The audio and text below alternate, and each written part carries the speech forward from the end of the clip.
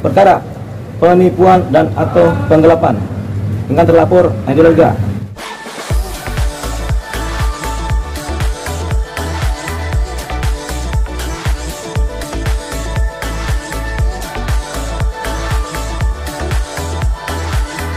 Saya laporkan di Polres Jakarta Selatan dengan nomor laporan polisi B2022-8/2022/SPKT Polres Metro Jakarta Selatan Polda Metro Jaya.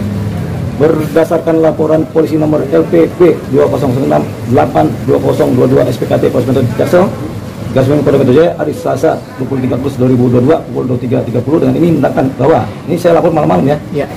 Nama Dewan Panyamara, Sarjana Hukum Psikologi, nomor induk kependudukan bla bla bla bla bla bla bla bla bla 6. Tempat tanggal lahir Jakarta 1972. Jenis kelamin laki-laki, warga negara Indonesia, Kristen. Misalnya nih, Institut Islam Kebiasaan, jadi Kristen. Pekerjaan keadaan swasta, alamat Jalan Intuisi nomor 94 RT 08 11 Kelurahan Jakarta Barat, telepon 0821 sekian. Telah melaporkan di SPKT Polres Metro Jakarta Selatan waktu kejadian bulan Juni sampai dengan Juli 2002, tempat kejadian Jakarta Selatan, perkara penipuan dan atau penggelapan dengan terlapor Angel Elga, korban Dewan Panyamara, Sarjana Hukum dan Psikologi, saksi-saksi Fauzi Saputra dan Katalin. Waktu dilaporkan Selasa 23 Agustus 2002 pukul 11.30 malam. Kerugian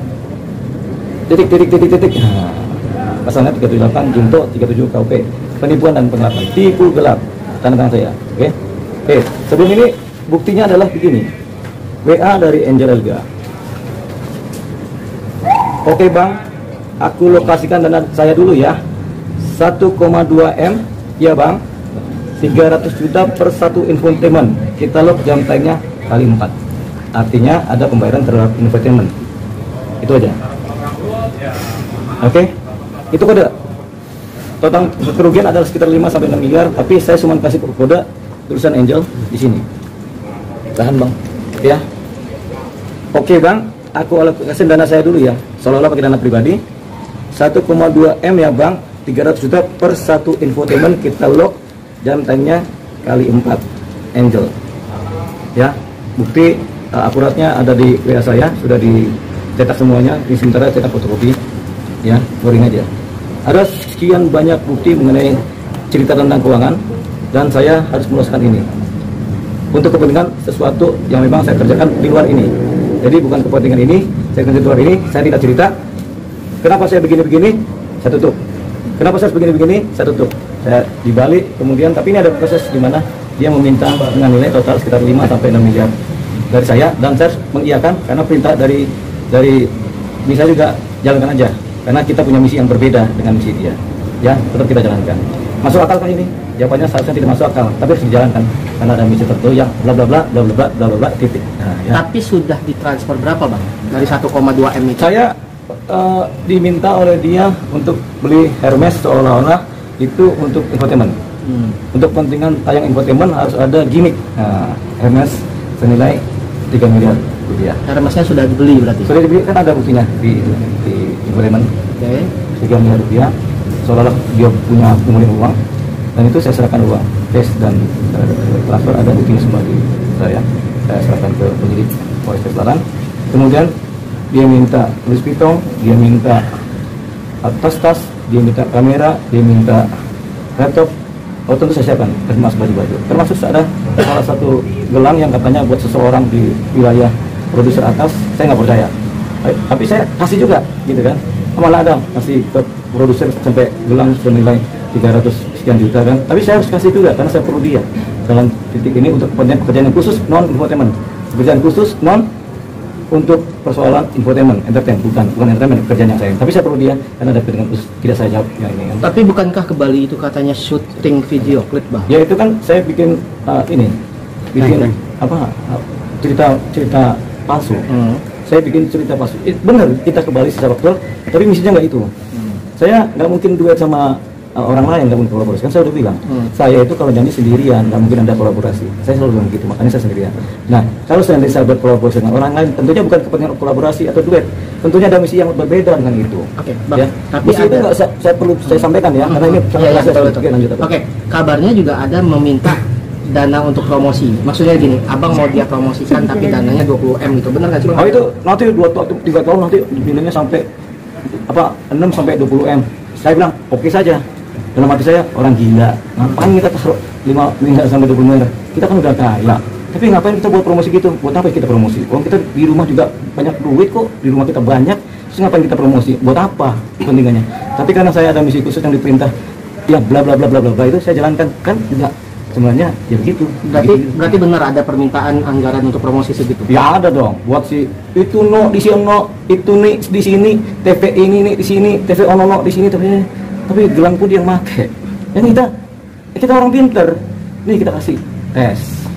Berapa kali kita tes. Tapi memang kita ada kebutuhan, kita perlu dia sebagai individu karena ada kepentingan lebih besar di balik angka yang ini yang kita keluarkan. Oke, Bang, tadi di Instagram dia meng-capture chat abang soal agama.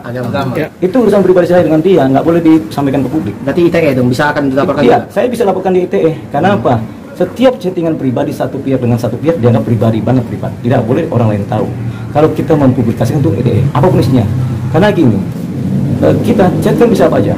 Ayah kepada anak, nak, bahasanya, nak, setan lu kenapa lu nggak pulang malam ini? Kata anak, mah, kata anak kepada bapak, pah, saya nggak pulang karena nginep di rumah teman.